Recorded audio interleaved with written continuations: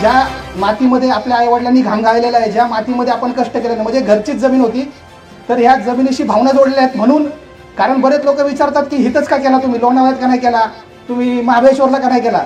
तर पैशापेक्षाही काय महत्त्वाचे असतात, आपल्या भावना महत्त्वाच्या असतात. म्हणून मी आपल्या गावच्या लोकांसाठी, माझ्या आईवडिलांसाठी आणि आपल्या ह्या भावनांच्यासाठी ही जागा निवडली आणि ह्याच जागेमध्ये आपल्याला असा भव्य प्रोजेक्ट करायचा असं ठरवलं.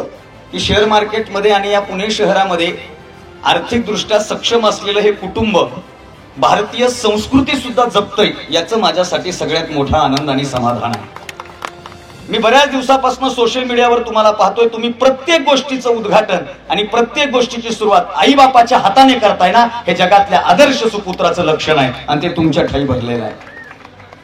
कोणालाही बोलून ओपनिंग करता आली असती, एखाद्या नेत्याला, राजकीय नेत्याला, मोठ्या नेत्याला, वक्त्याला कोणालाही बोलून सुरुवात करता आली असती, पण जगात आई बापापेक्षा ना आमदार मोठा, ना खासदार मोठा, ना मंत्री मोठा, कारण आपला इमानदार बाप हाच सगळ्यात मोठा असतो. हे तुम्ही या निमित्तानं दाखवून दिलं. तुम्ही आई वडिलांबद्दलची तुमची श्रद्धा, गावाबद्दलची निष्ठा, या सगळ्या माध्यमातून आपण ही सोय निर्माण केली, त्याबद्दल आपलं मनपूर्वक अभिनंदन करतो.